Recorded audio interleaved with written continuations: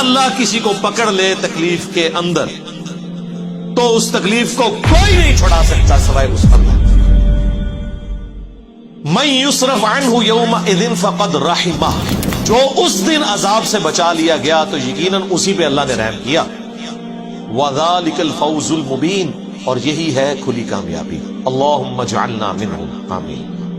دیکھیں کس لیول تک، لو اگلی ایک اور خوراک لگو۔ وَإِن يَمْسَسْكَ اللَّهُ بِضُرٍّ فَلَا كَاشِفَ لَهُ إِلَّا هُوَ، اگر اللہ کسی کو پکڑ لے تکلیف کے اندر تو اس تکلیف کو کوئی نہیں چھڑا سکتا سوائے اس اللہ، یا سوائے عبد القادر جیلانی کے بقول بابوں کے، او جی وہ مصیبت آئی پھیر دیتے ہیں، کسی اور تے چھوڑ دیتے ہیں، 11ویں دیا کرو۔ قرآن تو کہہ رہے نہیں، جب اللہ پکڑ لے کوئی نہیں چھڑا سکتا، کوئی پیغمبر، کوئی فرشتہ، کوئی جن، کوئی بابا، سوائے اس۔ اور ظاہر ہے یہ تکلیف دور کرنا یہ اللہ کی کوالٹی ہے، یہ اس کے ساتھ خاص ہے۔ سورہ نمل کی آیت نمبر 62 ہے، میرے خیال ہے وہ ایک سمجھ لیں جسے وہ تاش کی لینگویج میں کہتے ہیں نا یکا، وہ ہے وہ آیت۔ ہم جب کہتے ہیں نا ایاک نعبد و ایاک نستعین، اے اللہ تیری عبادت کرتے ہیں، تجھ سے مدد مانگتے ہیں، تو یہ کہتے ہیں دیکھیں ہم بزرگوں سے بھی جو مانگتے ہیں نا وہ اللہ سے ہی لے کے دیتے ہیں۔ آپ امی سے روٹی جو مانگتے ہیں تو کیا یہ شرک ہے؟ اس کا ہم ان کو جواب دیتے ہیں کہ میرے بھائی یہ تو اسباب ہے، ان کا قرآن میں حکم ہے۔ وَتَعَاوَنُوا عَلَى الْبِرِّ وَالتَّقْوَى وَلَا تَعَاوَنُوا عَلَى الْإِثْمِ وَالْعُدْوَانِ، نیکی اور پرہیزگاری کے کاموں میں ایک دوسرے کی مدد کرو، برائی میں الگ رہو۔ وہ کہتے ہیں ٹھیک ہے، لیکن اب دیکھیں جو بزرگان دین ہیں وہ بھی اللہ سے ہی لے کے دے رہے ہوتے ہیں، پیچھے اللہ ہی ہوتا ہے، اللہ نو پیچھے کر دو، ہاں کر دو پیچھے۔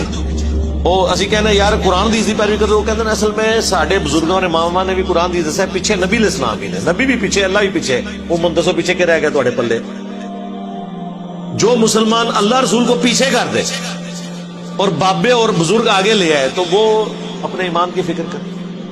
پھر ہم انہیں سمجھاتے ہیں کہ دیکھیں بارش اللہ برساتا ہے لیکن ڈیوٹی فرشتوں کی، ہم مانگتے کس سے؟ اللہ سے۔ فرشتوں سے مانگیں گے تو مشرک ہے۔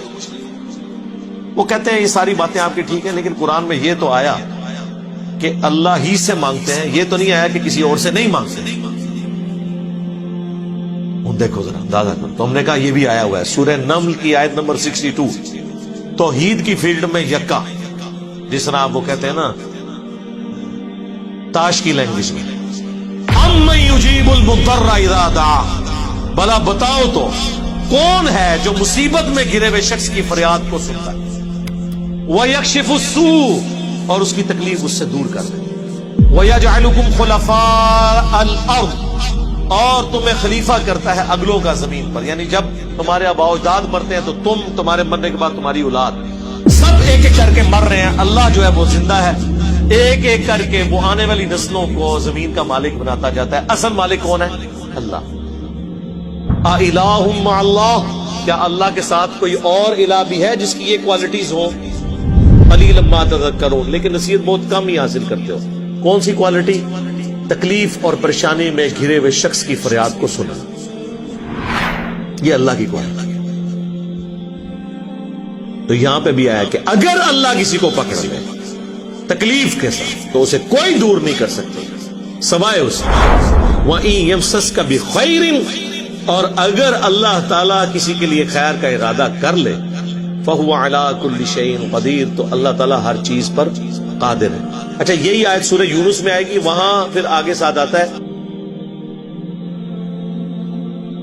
فَلَا رَادَّ لِفَضْلِهِ، تو اللہ کے فضل کو کوئی ٹال نہیں سکتا اگر وہ ارادہ کرے۔ یعنی اگر اللہ نے ارادہ کیا ہوا ہے تو میرے بھائی کوئی کچھ نہیں کسی کو نقصان پہنچا سکتا۔ اسی کو نبی علیہ السلام نے ٹرانسلیٹ کیا ہے، صحیح بخاری اور صحیح مسلم دونوں میں حدیث ہے۔ حضرت معاویہ رضی اللہ تعالیٰ عنہ نے مغیرہ ابن شعبہ کو خط لکھا کہ آپ کوئی ایسا وظیفہ مجھے بتائیں جو اللہ کے نبی سے آپ نے خود سنا ہو، تو انہوں نے کہا کہ نبی صلی اللہ علیہ وآلہ وسلم ہر فرض نماز کے بعد پڑھا کرتے تھے لا الہ الا اللہ وحدہ لا شریک لہ لہ الملک ولہ الحمد وہو علی کل شیء قدیر اللہم لا مانع لما اعطيت ولا معطي لما منعت ولا ينفع ذا الجد منك الجد. کہ اللہ جسے تو عطا کرے اسے کوئی چھین نہیں سکتا، جسے تو چھین لے اسے کوئی عطا نہیں کر سکتا، اور بڑے سے بڑے شخص کو اس کا منصب اور عہدہ کوئی فائدہ نہیں پہنچا سکتا. تو یہ دعا ہم پڑھتے ہیں فرض نماز کے بعد.